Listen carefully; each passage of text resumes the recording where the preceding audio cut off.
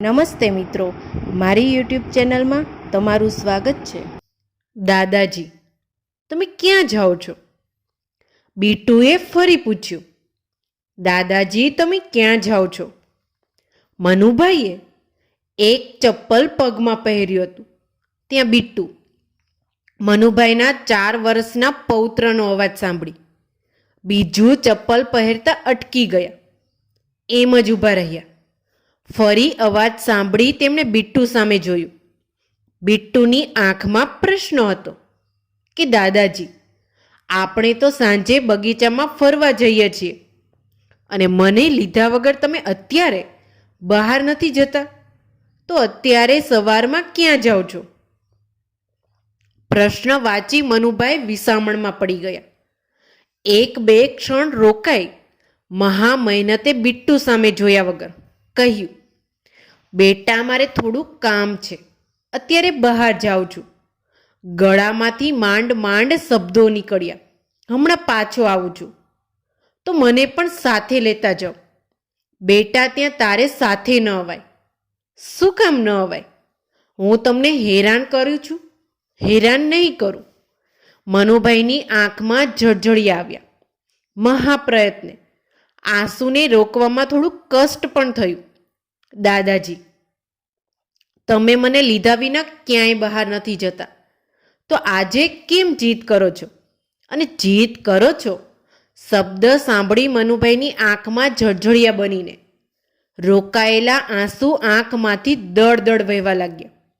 બીટુ વિચારમાં પડી ગયો. એણે કદી મનુભાઈને રડતા જોયા નહોતા.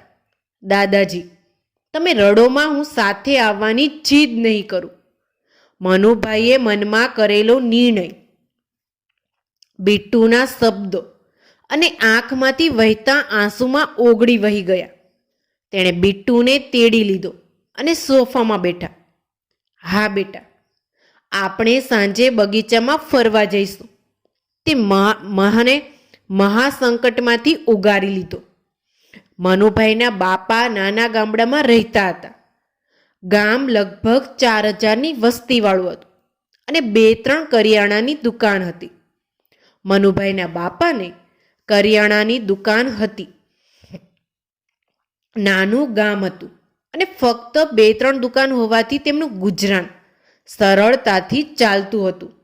ગામડાનું ભણતર પૂરું કરી મનુભાઈ શહેરનો અભ્યાસ પૂરો કરી પોતાના બાપાની દુકાને કામકાજમાં લાગી ગયા.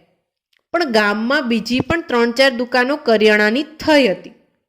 ગામના વસ્તીમાં કંઈ ઝાઝો વધારો થયો નહોતો. એક દિવસ મનુભાઈએ તેને બાપાને કહ્યું, બાપા, નાના ગામમાં વસ્તીના પ્રમાણમાં દુકાન વધારે છે. હું શહેરમાં જઈ આગળ વધવા માગું છું. ત્યાં હું વ્યવસ્થિત થઈ જાઉં, પછી તમને અને મારી બાને તેડી જઈશ. મનુભાઈએ શહેરમાં નાની દુકાનથી શરૂઆત કરી.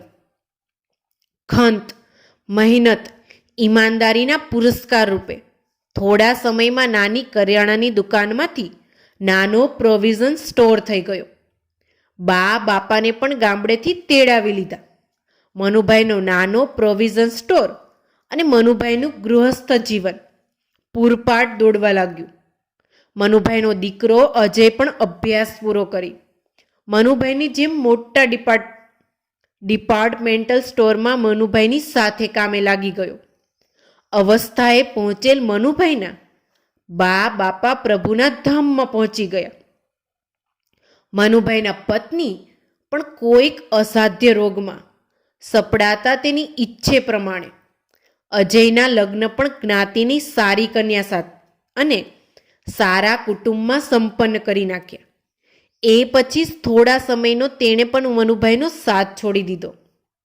એક દિવસ અજયે કહ્યું, બાપા, તમે સખત પરિશ્રમ કર્યો, એનું આ પરિણામ છે. અને એક નાની દુકાનમાંથી આજે આપણી પાસે મલ્ટી સ્ટોરી ડિપાર્ટમેન્ટલ સ્ટોર છે. હું પૂરેપૂરો ધંધામાં પારંગત થઈ ગયો છું અને હવે આરામ ઉપર તમારો અધિકાર છે. તમે પૂજા પાઠ અને બીટુ સાથે સમય પસાર કરો તેવી મારી પ્રાર્થના છે. મનુભાઈ શરૂઆતમાં ક્યારેક સ્ટોર ઉપર જતા, પણ પછી તે પણ બંધ કરી દીધું હતું. પણ આ વાત અજયની પત્ની વિભાને નહોતી ગમી. વિભાએ અજયની સાથે વાત પણ કરી હતી અને અજયે કહ્યું હતું, બાપાએ ખૂબ પરિશ્રમ કર્યો છે, હવે તેનો આરામનો સમય છે અને બાપાને કોઈ તકલીફ ન પડે તેની જવાબદારી તારી છે. વિભા થોડીક સ્વતંત્ર રીતે જીવન જીવવાની શૈલીવાળી હતી. મનુભાઈ કંઈ દખલગીરી નહોતા કરતા, પણ વિભાને મનુભાઈની ઘરમાં સતત હાજરી ગમતી ન હતી. એને સ્વતંત્ર વાતાવરણ જોઈતું હતું. વિભા મનુભાઈને અવગણતી, ધ્યાન ન આપતી, બીટુને બોલાવી લેતી, સવારે જમવામાં પણ ધ્યાન ન આપતી. રાત્રે તો અજયે નક્કી કર્યું હતું કે તે બાપા સાથે જમશે અને તે મોડામાં મોડો 8 વાગે ઘરે આવી જતો. મનુભાઈ બધું સમજતા હતા, પણ તેને અજયને વાત નહોતી કરવાની ઈચ્છા, કારણ કે તે સમજતા હતા કે અજય વિભાનું આ પ્રકારનું વલણ નિભાવી નહીં લે અને તેના દાંપત્ય જીવનમાં ખટરાગ ઊભો થશે એવું એ ઈચ્છતા નહોતા. આ માં અજયનો શું દોષ એમ વિચારતા. પણ થોડા સમય પછી એવી સ્થિતિ ઊભી થઈ કે મનુભાઈને અણગમતો નિર્ણય લેવાની ફરજ પડી અને એ નિર્ણયને અમલમાં મૂકવા જ મનુભાઈ સવારે બહાર જવા નીકળતા હતા. મનુભાઈ જ્યારે પ્રોવિઝન સ્ટોર સંભાળતા હતા ત્યારે તેમની મુલાકાત રસિકભાઈ સાથે થઈ હતી. રસિકભાઈ માતૃ વૃદ્ધાશ્રમના સંચાલક હતા અને તે વૃદ્ધાશ્રમ માટેની વસ્તુઓ મનુભાઈ પાસેથી ખરીદતા હતા. મનુભાઈ પણ વૃદ્ધાશ્રમ માટેની ચીજ વસ્તુમાં ઓછામાં ઓછો નફો લઈને આપતા હતા. આથી બંને વચ્ચે પાક્કી ભાઈબંધી થઈ ગઈ હતી અને રસિકભાઈએ કોઈ પણ કામ હોય તો તેને અચૂક યાદ કરે એવી તાકીદ કરી હતી.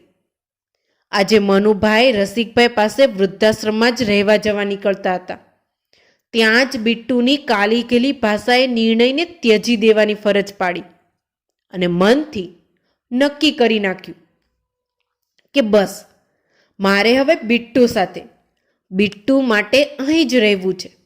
થયું હતું એમ કે વિભા તેની સહેલી સાથે વાત કરતી હતી. આમ તો મનુભાઈને કોઈની વાત સાંભળવાની આદત નહોતી, પણ તેના કાને વાત દરમિયાન તેનું નામ 2-3 વખત વિભાએ લીધું એટલે તે સાંભળવા ઊભા રહ્યા. વિભા તેની સહેલીને કહેતી હતી કે હું ક્યાં તારી જેમ સ્વતંત્ર છું, મારે તો આ માથે પડેલી જવાબદારી છે.